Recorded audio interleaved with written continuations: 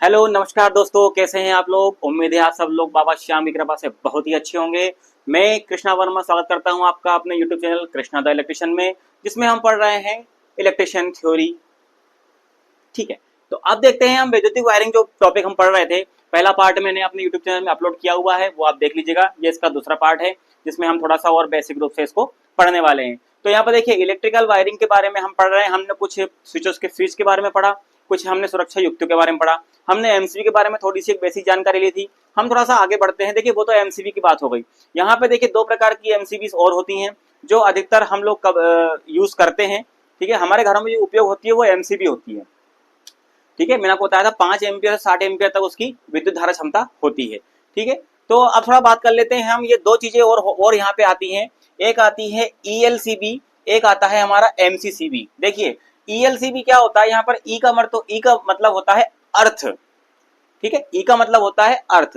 तो देखिए, जहां पर मान के चलिए कोई मशीन चल रही है, जैसे कोई बड़ी बड़ी जो कंपनीज होती हैं, उन कंपनी में बड़ी बड़ी मशीनें लगी होती हैं। ठीक है, बड़ी बड़ी क्या लगी होती हैं, मशीनें लगी होती हैं। तो उन मशीनों में अर्थ लीकेज होता है। उनमें क्या होता है, एक पॉइंट जो होता है वो भूमि से जुड़ा हुआ होता है। ठीक है, अर्थ होता है। क्योंकि क्यों होता है, क्योंकि अगर लीकेज करंट कुछ होगा तो वो जमीन में चला जाएगा। ठीक है, तो ऐसी स्थिति में अगर वहां पर उस धात्विक जो खोल होता है जो मशीन का ऊपर, अगर उसमें धारा का लीकेज हो रहा है, तो उससे बचने के लिए, किसी को झटका ना लगे, जो कारीगर उस पर कार्य कर रहा है, जो इलेक्ट्रिशियन उस मशीन पे कार्य कर रहा है, उसको झटका ना लगे, उसके लिए इस एमसीबी का प्रयोग किया जाता है। ठीक है, जिसको हम बोलते हैं ईएलसीबी, यानी कि होता है अर्थ लीकेज सर्किट ब्रेकर। ठीक है, इसका फुल फॉर्म आप याद रखना। इसका फुल फॉर्म सबसे ज्यादा एग्जाम में पूछा जाता है। ठीक है, धारा रेटिंग पूछी जाती है।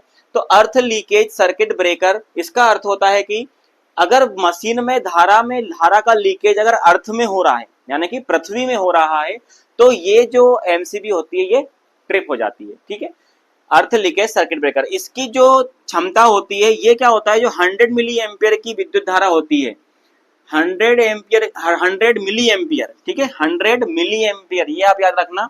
100 मिली एम्पियर की धारा अगर पृथ्वी पर प्रवेश करेगी तो ये एमसीबी ट्रिप हो जाती है। क्या हो जाती है, तुरंत ट्रिप हो जाएगी। ठीक है, तो इसका उपयोग अर्थ लीकेज जो करंट होता है हमारा, जो करंट पृथ्वी में जा रहा होता है, ठीक है, उससे मशीनों की सुरक्षा करने के लिए इस एमसीबी का प्रयोग किया जाता है, जिसको हम ईएलसीबी या सर्किट ब्रेकर, एमसीबी नहीं बोलेंगे, सर्किट ब्रेकर कहा जाता है। ठीक है, अर्थ लीकेज सर्किट ब्रेकर में इसका प्रयोग किया जाता है। दूसरा आता है मेरा, चलिए, moulded case circuit breaker, MCCB. ठीक है, एमसीबी तो हमने पढ़ा है कि एमसीबी क्या होता है। देखिए, इसका उपयोग क्यों किया जाए, जब एमसीबी है हमारे पास तो इसका उपयोग जरूरी करना क्या है। क्यों, क्योंकि देखिए एमसीबी के बारे में मैंने आपको बताया था कि एमसीबी जो होती है 5 एम्पियर से लेकर 60 एम्पियर तक की परिमाप में बनाया जाता है इसको। ठीक है, निर्धारण किया जाता है। लेकिन इससे अधिक अगर हमें जरूरत ओवरलोड हो गया तो, ठीक है, ओवरलोड की स्थिति में इसका प्रयोग किया जाता है। अगर इससे ज्यादा धारा ओवरलोड हो गई तो फिर क्या करेंगे, तो ये एमसीबी तो काम नहीं करेगी। इसीलिए मोल्डेड केस सर्किट ब्रेकर हमें प्रयोग किया जाता है। इसकी जो धारा रेटिंग होती है वो होती है 25 एम्पियर से 3000 एम्पियर तक। 25 एम्पियर से 3000 एम्पियर तक की विद्युत धारा ये सहन कर सकती है। और जैसे ही इसका इतना मान पहुंचता है, थोड़ा सा बहुत अधिक होता है, तो ये सर्किट ब्रेकर क्या होता है, ट्रिप हो जाता है। ठीक है, इसलिए देखिए मोल्डेड इसको इसलिए बोलते हैं मोल्डेड, क्योंकि ये क्या होता है, प्लास्टिक का एक बहुत बड़ा बॉक्स होता है। उस बॉक्स के अंदर बिल्कुल सब पूरे जो सामान होते हैं इसके, वो अंदर कसे हुए होते हैं। ठीक है, ये रिले वाले सिद्धांत पे ही मान के चलिए काम करते हैं। ठीक है, ईएलसीबी भी उसी सिद्धांत पे कार्य करता है। ये भी, इसमें क्या होता है, अधिक धारा जब ओवरलोडिंग जब होती है तो इसके अंदर का तापीय प्रभाव इसके अंदर उत्पन्न होता है, जिससे उसके अंदर की जो कॉइल्स होती है वो गर्म होती है और इसको ट्रिप कर देती है। ठीक है, तो इसकी जो वोल्टेज, इसकी जो रेटिंग होगी वो होगी कितनी, एम्पियर धारा की 25 एम्पियर से 3000 एम्पियर तक की रेटिंग में ये बनाए जाते हैं। Moulded case circuit breaker MCCB होता है। ठीक है, देखिए इसमें अंतर क्या है एमसीबी और इसमें, कि ये 5 एम्पियर 60 एम्पियर तक की धारा में प्रचलित होते हैं। ये 25 एम्पियर से 3000 एम्पियर तक हम इसको उपयोग कर सकते हैं। ठीक है, अर्थ लीकेज सर्किट ब्रेकर बता दिया मैंने आपको। ईएलसीबी, ये एग्जाम में इनका फुल फॉर्म पूछता है, इसलिए आपको ध्यान रखना है। वो पूछ लेगा एमसीसीबी का फुल फॉर्म क्या है, कुछ भी देते आपको ऑप्शन, आपको याद होना चाहिए कि एम का मतलब होता है मोल्डेड, सी का मतलब होता है case, moulded case circuit breaker. ठीक है, सीबी का मतलब सर्किट ब्रेकर हो गया। ELCB बोल दे, अर्थ लीकेज सर्किट ब्रेकर हो गया, ये धरती में जो हमारी लीकेज करंट जाती है उससे हमारी सुरक्षा प्रदान करता है और ये ट्रिप हो जाती है और सर्किट को ब्रेक कर देती है, जिससे क्या होता है वो धारा जाना बंद हो जाती है, फिर हम उसका सुधार कार्य करने के बाद में इसको वापस से हम चालू कर देते हैं। ठीक है, तो ये 2 सुरक्षा युक्तियां और इसमें इंपॉर्टेंट है, इसके बारे में मैंने आपको बताया। अब देखिए ये जो चैप्टर है, इस चैप्टर में ये चीजें बहुत ही बेसिक चीजें हैं, इसमें से क्वेश्चंस बहुत ज्यादा बनते हैं। जो मल्टीपल क्वेश्चन बनते हैं ना, वो ऐसे ही चैप्टरों में से बनते हैं। जो ऑब्जेक्टिव आते हैं हमें एग्जाम में, वो ऐसे ही चैप्टर में से आते हैं, क्योंकि इसमें थ्योरी बहुत ज्यादा होती है। इन चैप्टर्स में क्या होती है, थ्योरीज बहुत ज्यादा होती है, तो वो कहीं से भी आपको उठा के कुछ भी दे सकता है। तो यहाँ पर इनके बारे में भी आपको पूछ सकता है, सर्किट ब्रेकर्स के बारे में, स्विचेस के बारे में पूछ सकता है। तो यहाँ पर आप देखिए, यहाँ पर आपको मेरी स्क्रीन पर, आपके मोबाइल की स्क्रीन पर आपको ये एक चित्र दिखाई दे रहा है। ठीक है, आप इसको देख के समझ गए होंगे कि मैं किस बारे में बात करना चाह रहा हूँ। जी हाँ, प्रतीक चिन्हों के बारे में। ठीक है, आपको इन चिन्हों को अच्छे से देख लीजिए, प्रत्येक चिन्ह को आपको देखना है। कौन सा स्विच, देखिए सबसे स्टार्टिंग में स्विच के बारे में दिया हुआ है कि 1 way switch, 2 way switch, intermediate switch, pull switch, push button, socket, outlet, 6 ampere, 5 ampere, 15 ampere, इनके चिन्ह किस प्रकार से बनाए जाते हैं, इनके जो चिन्ह होते हैं वो कैसे होते हैं। ठीक है, तो आपको याद होना चाहिए, पहला दिया है इन्होंने विवरण लिखा है कि कौन से स्विच को इसका परिपथ संकेत कैसा होता है।